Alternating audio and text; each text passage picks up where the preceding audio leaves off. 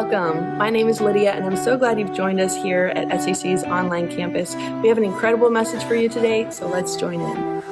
We're in our Christmas series, Christmas hymns. And I like this series because we're looking at the historical relevance of some of the songs that we've sung maybe for years and don't understand or even know why. We're looking at the practical application of songs that we've sung for years and realizing that maybe there's actually more to them than what we ever knew historically, doctrinally, and theologically. And so we're looking at different hymns. But if I was going to have like a one-off title for a message this week, it would be Right on Time. Turn to somebody around you. It's going to be your varsity pick this time. Look at them and say it with all you have. Say, right on time. If you don't know me, I love popcorn. Okay, love popcorn. It's one of my favorite snacks. I don't need the all the fancy stuff that is in popcorn right now. They've got the what is it, like kettle corn? Blah, don't need it. Don't need caramel corn. Not interested. Gets stuck in, the extra stuck in my teeth. I don't even want white cheddar. Okay, and somehow, some way, someone found out that you can make barbecue popcorn. First of all, you need prayer, and we're going to have that. But even after that, there's someone, I saw this with my own eyes. Banana popcorn? Yeah, you're gross. Whoever you are, you need a touch from the Lord, okay? I don't want any of that. I want good, old-fashioned, over-buttered popcorn. Yes, Lord.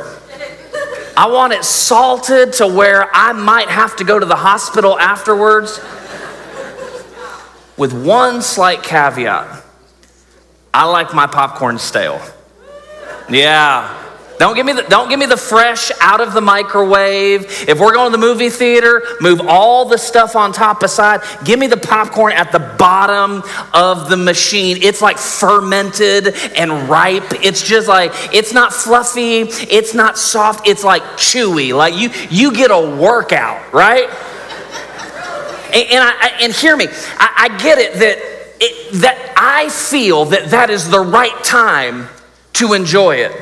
It's subject to people's preference. I get it. I think I'm right. I think you're wrong. That's okay. I can just talk louder now than you can. So the ball's kind of in my court and in my favor, right? But think about this. How funny is it that we all have some varying awareness that popcorn has a right time, right? I think similarly, if it's true with snacks, maybe then it can even be true with God and his plans, that he has a right time. And today I want to talk to you out of a Christmas carol about when God's time is right on time. We're looking at the Christmas hymn, the Christmas carol, the Christmas song, O Come Emmanuel. It's one of the most historically rich and doctrinally sound Christmas carols, but if you don't know, it's built off of 7 Latin antiphons. It's a fancy word to say, a fancy way to say that it's short statements. However, these statements seem to have a mirror and a pattern of them that go alongside some of the 400 plus Old Testament prophecies that we find inside the Bible. There were these Latin statements that would come alongside these messianic prophecies awaiting. When it says, "O come, Emmanuel," Emmanuel means God with us. And so it says in the season of Advent, here in the Christmas season, there are these 7 prayers that get offered. And so the verses of "O come Emmanuel" mimic the pattern and sayings that we would find inside the Bible in these declarations of "O come Lord, come quickly." It was translated, it started in the 12th century. but was translated out of Latin to English in the 1800s by a man named John Neal. He was an Anglican clergyman who was a scholar of medieval hymns, and he kept the same rhythm and the same pattern and the same flow that they had in Latin, but translated them into English. Again, they're built out of 400 plus messianic prophecies that are actually found within the confines of the Old Testament, Genesis to the book of Malachi. It's interesting. You can navigate, watch me. You can navigate a timeline of waiting within the Bible. You can navigate from the beginning even into the New Testament, this timeline of waiting. Waiting means staying where they are or where you are, delaying action until the right moment. There's something in the Bible, in the timeline, that has to do with waiting. Watch, we see it 4,000 years before the arrival of Messiah. Adam and Eve find themselves waiting. With the first messianic prophecy in Genesis 3:15, where it says that the seed of man will crush your head, talking to the serpent, but you will bruise his heel. It's the proto-evangelium. It's the first messianic prophecy that starts the timeline. And so for 4,000 years, they waited for this moment to happen. And then 2,000 years before the arrival of Christ, Abraham is waiting. When God calls him from the backside of nowhere and says, Abraham, I'm going to make you the father of many nations, and through your seed, the nations of the world will be blessed. And 2,000 years before Jesus shows up, Abraham is waiting. And 1,500 years before Jesus shows up, Moses is leading the nation of Israel out of bondage in Egypt. And they say, and there's a messianic prophecy that says, I will give you another leader likened to Moses. And through this moment, watch, the first formal covenant is established, which becomes the type and shadow of what Jesus would do. Watch, but they're waiting 1,500 years. They're waiting 1,000 years when King David comes along, and there's a promise and a prophecy given that David, through you, there will be a Davidic kingdom that will be no end. It will be eternal, but yet they are waiting. It would be 750 years that they're waiting when God speaks through the prophet Isaiah and starts to give these prophecies of Messiah, of Emmanuel, of a virgin birth, but yet they still find themselves waiting. It would be somewhere 500 to 600 years before Messiah's arrival that they are still waiting, that Jeremiah and Ezekiel and Daniel would foretell of future exile and restoration for the future. That Daniel would talk about the prediction of the coming of the time of Messiah, but the problem was that they were still waiting. And then we would see in 430 years before the arrival of Messiah that the last prophet in the Old Testament, his name is Malachi, he's depicting that there will be a forerunner, someone like Elijah, preparing the way for Messiah's arrival, and they're waiting. And then after Malachi, there is 400 years of silence. For 400 years, God stops speaking, and everyone is waiting. And then Gabriel, the angel, shows up to this virgin espoused to a man named Joseph. And he says that God's favor has shone upon you, and you will bear the Son of the Most High, and you will name him Jesus. Watch, and she gets a word. She gets an awareness that God is going to show up. And watch, and 9 months goes past, and she's waiting. And then Jesus arrives, right? Jesus shows up. Angels come and tell shepherds, and they come and they celebrate his birth. But there's a man named Simeon and a woman named Anna, who, though God had showed up, they were still waiting 40 days after he was born.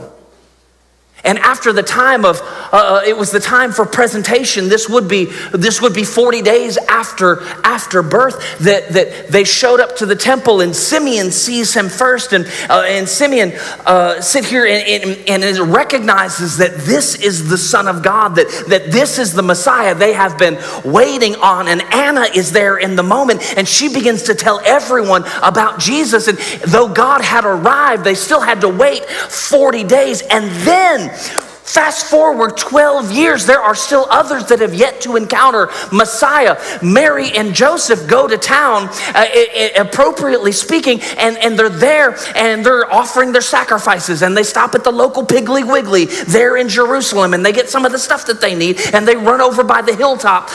They didn't have hilltop. They didn't have Piggly Wiggly either, but you know what I'm saying, right? They're there, and then they book it back to home and forget that God, you ever forgotten about God? And they leave him at the temple, but now 12 years have passed, and they come back and they find him in the temple, and he's sitting with the teachers of the law, the teachers of the Old Testament, and he's asking them questions. And though God had arrived 12 years before, they had been waiting now for 12 years, and they encountered him, and they were amazed by his answers and the questions that he had asked. And then, math is tough for me. I think it's 18 more years that life happens. And all of a sudden, Jesus starts his earthly, God has been on the planet. Emmanuel, God with us, has been here for 30 years, but we don't see him show up until the age of 30 after his baptism. And Andrew, Simon Peter's brother, comes and finds Peter and says, I think we found him. We've been waiting for all this time, but I think we found him. We found Messiah. And they had been waiting oh so long, but they finally found him. Hear me, throughout the Old Testament, people knew what it meant to wait. Generations had held on to the promise of the coming Messiah, the promise that God would redeem, the promise that God would restore, the promise that God would heal, the promise that God would put everything back together. Waiting for them wasn't just spiritual. It wasn't a spiritual discipline. It was an actual reality of waiting.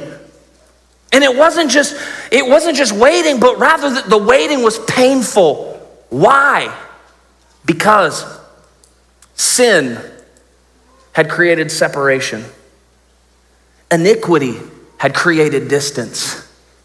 Failure and missing the mark had created a chasm and a gap. And what you have to understand, we have to go back to the beginning. In the garden, there had been no separation. There had been no gap. There had been no distance. There had been nothing inhibiting, no barrier inhibiting humanity, creation from creator. They walked hand in hand in the cool of the day. They were acclimated to knowing. It's like being around someone that you really know. You know when they're in the house. You know when they're around. You know their mannerisms. You know their cadence of how they operate. You're accustomed to them. But sin created a separation. In Genesis 3:7, there was the fall. It was the greatest rebellion in all of human history, and man sided with God's great arch enemy. And the fall happened, and now there was no access. There was no There was no opportunity to go near. God in the Old Testament would at times come near, but humanity up until the tabernacle could never approach him. Watch. It wasn't until the tabernacle, Genesis 3:7, until the tabernacle. We don't know necessarily how many years per se, but the tabernacle shows up, and the God of the universe who set the stars in the sky and hung the moon and hung the earth and set everything around in orbit around the sun. And this God of the universe confines himself to a box so that humanity can come near. But at best, you and I, the closest we could ever approach him was up to 45 feet. Because that was the boundaries of the tabernacle. And even, hear me, even at 45 feet, there were barriers inhibiting. You couldn't look upon where he was. There was still distance. And that was the tabernacle. It was basically a big tent. It's a fancy word to say tent. And when they're moving and traveling out of bondage to the promised land, when they would travel, the closest they could get would be 2,500 to 3,000 feet away. God would come down, but humanity couldn't approach him. Humanity couldn't get to him. They were still separated, still at a distance, still unable to access his presence, still unable to access his goodness and his kindness. But watch, even at all this, that distance, it wasn't physical per se. It was all emotional. It was all relational. It was spiritual, because they knew there had been a moment where humanity could touch and go near. They felt the ache of brokenness. They felt the ache of hurt. They felt the ache of wounds and longing. Watch, to be able to approach him, to be able to come near him. Yet even in their waiting, they had the promises that the prophets would give. Like Lamentations 3:22, it would remind them that the steadfast love of the Lord never ceases. I know you're waiting, but my mercies are new for you every morning. They would have promises like Psalms 119:90 that says his faithfulness is from generation to generation. It's everlasting. And so that even though they couldn't come near, watch, they had these promises to keep them connected for when he would show up while they waited. And hear me, this is great. Even in their waiting, God had not forgotten his people. He had not forgotten his promise. We say it was a babe wrapped in swaddling clothes, lying in a manger. Paul tells the church of Galatia in Galatians 4 that it was in the fullness of time, the right time, the perfect time, that God sent forth his son to redeem so that we might receive adoption. Watch, so that we could come close. Hear me. It's an awareness that it was just at the right time. It wasn't a moment too early. It wasn't a moment too late. He came at the right time. That's a great promise for them. It's an amazing thing to happen for them. It's incredible to think about that God did that for them.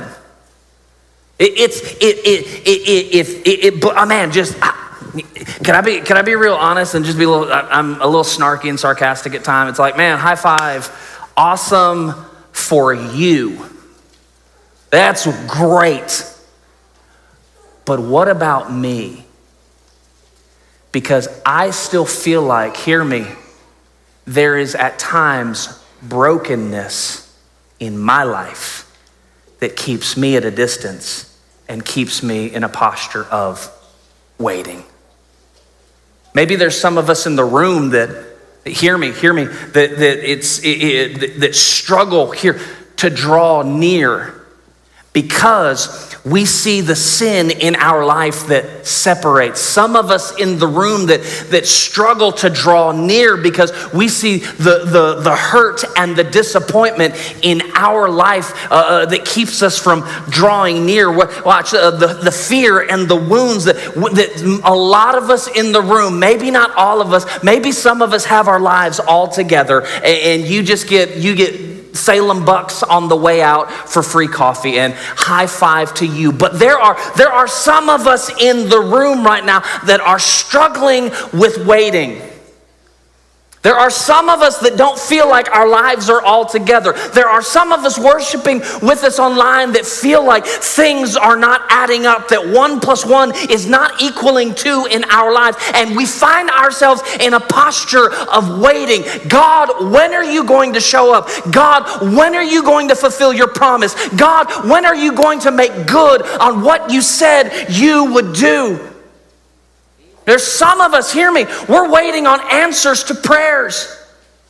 There's some of us that are waiting on healing in our bodies because He is a God that heals.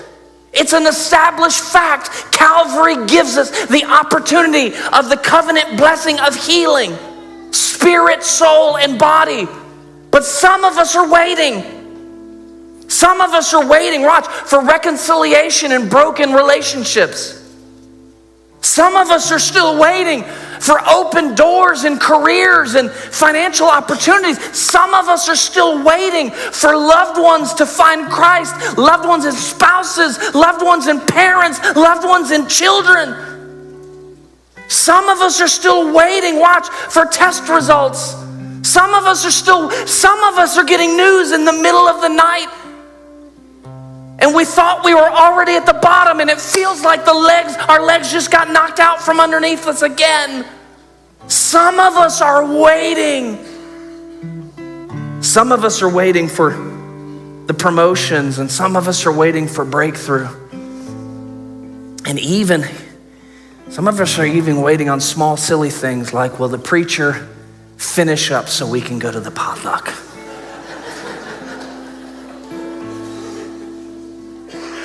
Some of us are waiting for popcorn to ripen so it's appropriately stale.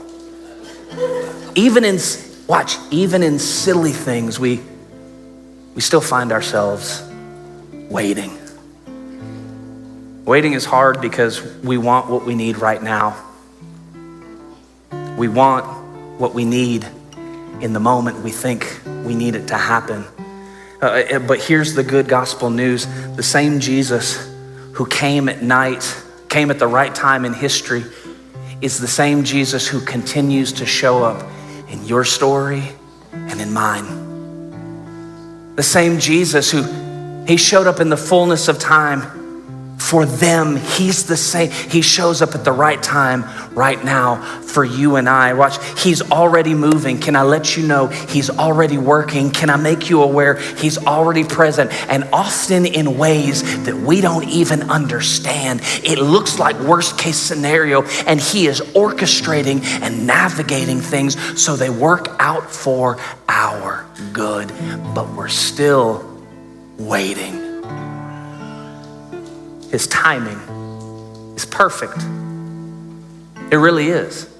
It's so cliche that hindsight is 20/20 because we look back and we're like, oh, I see what you were doing the entire time.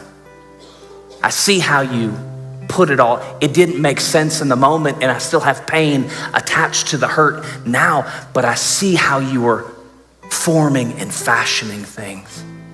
Watch. He shows up exactly when you need Him. Not early, not late, but right on time. Like people who had longed for Messiah, many of us are waiting for God to show up. But hear me, because He came once at the right time, you can trust He is working in your life right now at the right time. Not early, not late, but right on time.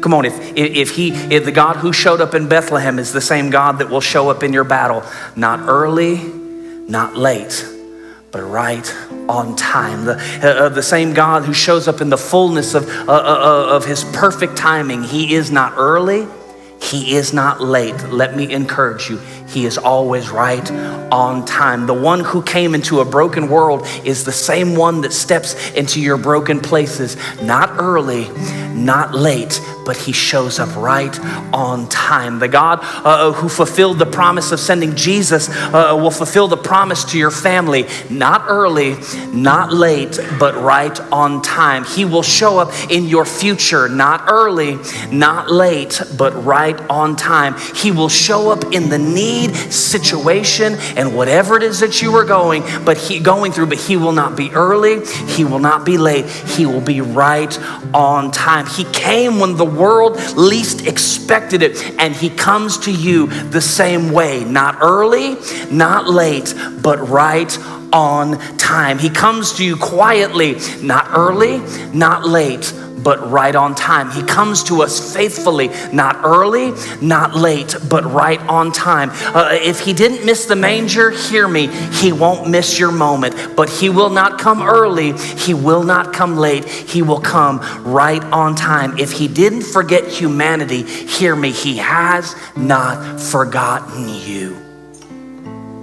But he will not show up early, he will not show up late, he will show up right on time. The beauty of the gospel is this, that Christ has come and he keeps showing up in the lives of those who trust him. Here's the question I have. Do you trust him? That's kind of a different way to ask the question. Do you trust him? I'm not asking if you know about him. I'm not asking where you go to church. I'm not asking how often you attend here. I'm asking if you trust him. Because I can't trust someone I don't know. And I can't know someone I don't have a relationship with. So if you have a question on the inside of you of being unsure, do I really trust God with my future? Do I really trust God with my family? Do I really trust God with my finances? Do I really trust God with my loved ones? Do I really trust him with this health diagnosis? Do I trust God with my kids? If there's a question, then it starts to poke holes in the statement, I have a relationship with Jesus. Because you can't trust someone you don't know, and you can't know someone you don't have a relationship with. Does that make sense, church? So glad you decided to be with us today. At Salem, we are intent on creating community centered on Christ. The best way you can connect in our community is by using the digital Connect card to ask questions or get info on anything happening here at Salem. If we don't see you in person next week, we'll see you right back here on our online campus.